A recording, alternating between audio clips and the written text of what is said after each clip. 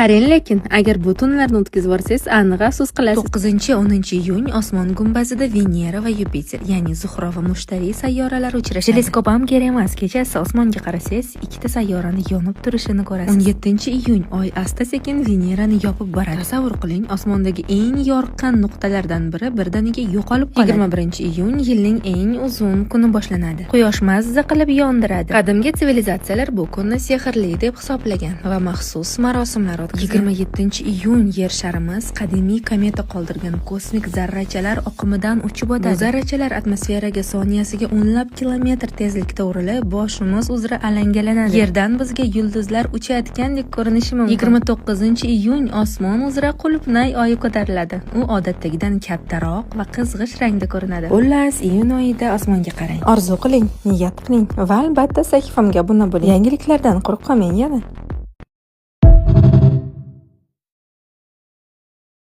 Qarang, lekin agar bu tunlarni o'tkazib yuborsangiz, aniq afsus qilasiz. 9-10 iyun osmon gumbazida Venera va Yupiter, ya'ni Zuhro va Mushtariy sayyoralari uchrashadi. Teleskop ham kerak emas. Kechasi osmonga qarasangiz, ikkita sayyorani yonib turishini ko'rasiz. 17-iyun oy asta-sekin Venerani yopib boradi. Tasavvur qiling, osmondagi eng yorqin nuqtalardan biri birdaniga yo'qolib qoladi. 21-iyun yilning eng uzun kuni boshlanadi. Quyosh mazza qilib yondiradi. Qadimgi sivilizatsiyalar bu kunni sehrli deb hisoblagan va maxsus marosimlar o'tkazgan. 27-iyun yer sharimiz qadimiy kometa qoldirgan kosmik zarrachalar oqimidan uchib o'tadi. Bu zarrachalar atmosferaga soniyasiga o'nlab kilometr tezlikda urilib, boshimiz uzra alangalanadi. Yerdan bizga yulduzlar uchayotgandek ko'rinishi mumkin. 29-iyun osmon uzra qulupnay oyi ko'tariladi. U odatdagidan kattaroq va qizg'ish rangda ko'rinadi. Xullas, iyun oyida osmonga qarang. Orzu qiling, niyat qiling va albatta sahifamga obuna bo'ling. Yangiliklardan quruq